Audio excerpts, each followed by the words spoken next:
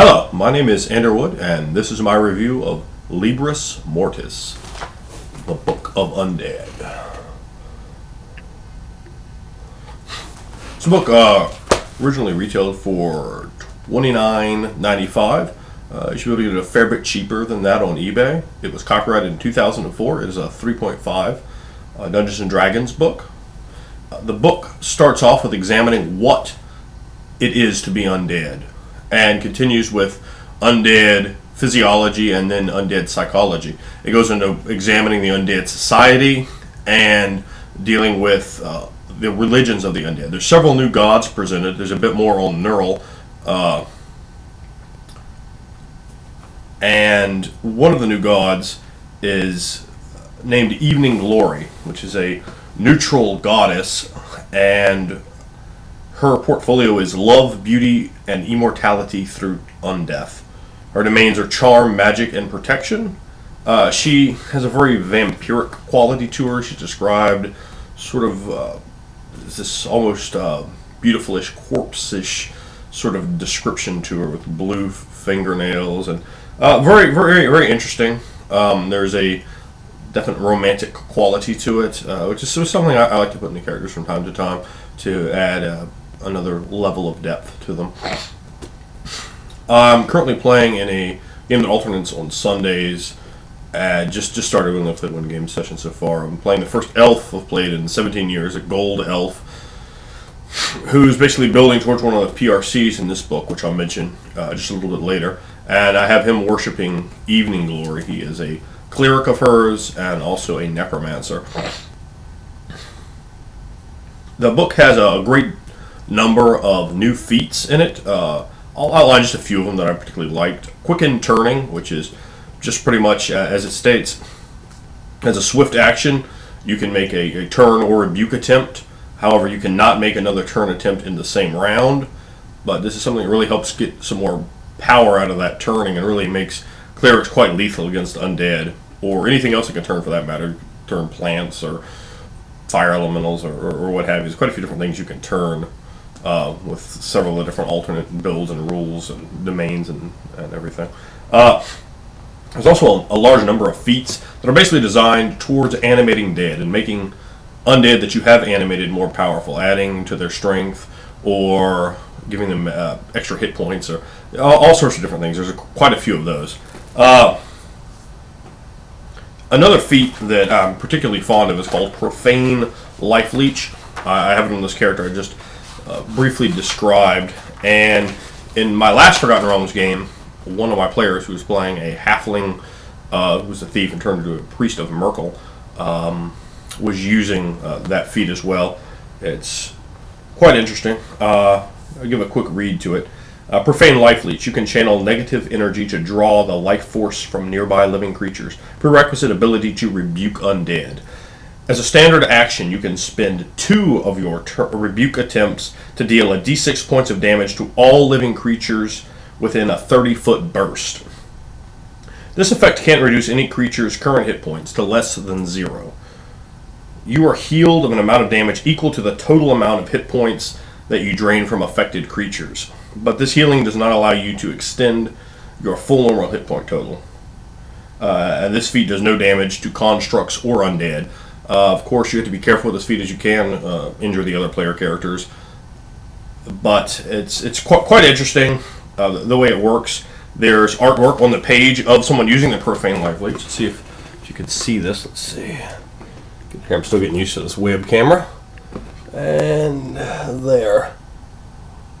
Yeah, so there you go. Some of the artwork. I think that's quite a nice piece of artwork of the, I don't know, anti-paladin, I guess, here, using it and just draining a cleric of Palor of his life's energy. As well he should.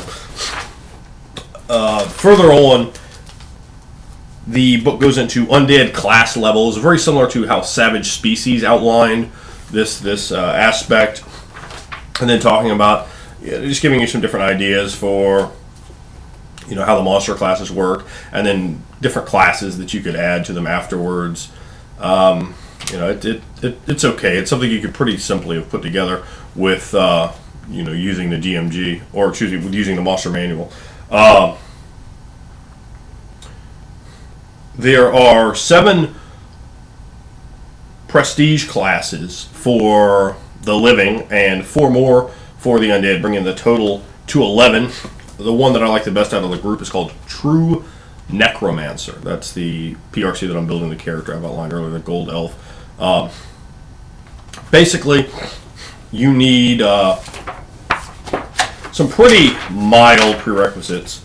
Access to the Death Domain, ability to rebuke undead, and you need to be able to cast Summon Undead 2 as a divine spell and Command Undead as an arcane spell. You also need 8 ranks of Knowledge Arcana and 8 ranks of Knowledge Religion.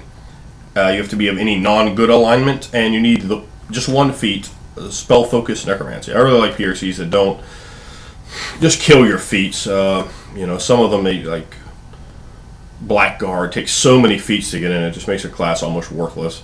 You want to have your customization. You don't want to spend 4 or 5 feats to get into a PRC. That's just ridiculous in my opinion. I think 1, maybe 2 is enough. That's making you pay a bit to get in, making the PRC have some value in that way, but that's not too grotesquely excessive. Basically, the class gives you levels. It's basically a way to make playing a priest/wizard or priest/necromancer more viable. If you just play those 10 over 20 levels, you have a very weak character. So you need a PRC that sort of customs and tailors that makes it more doable, so that you have a character that can stand shoulder to shoulder with, say, a 20th level fighter. And while I don't think the True Necromancer is an overpowered class, particularly at low levels, you are a rather weak character. As it builds at 20th level, for example, it's a fairly strong class. Hold on, I have a little problem here on my.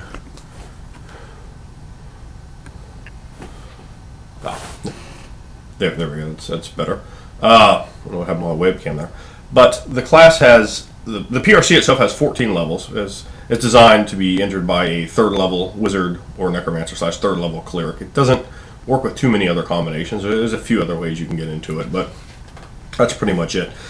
It gives you the ability to add rebuke levels as a cleric, and almost every level it gives you wizard and cleric spells. Not every level, but almost every level. It has the wizard's base attack bonus, and the only strong save it has is will. It goes a d6 hit die, and it has a nice range of special abilities. I'm not gonna talk any more about it, but I like the class. I think it's interesting. It has a good flavor to it, and it makes that combination doable.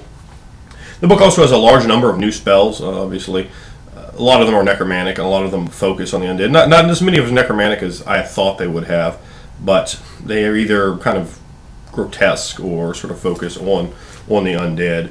There's some new equipment, alchemical equipment, magic graphs, magical items, undead graphs, that sort of thing.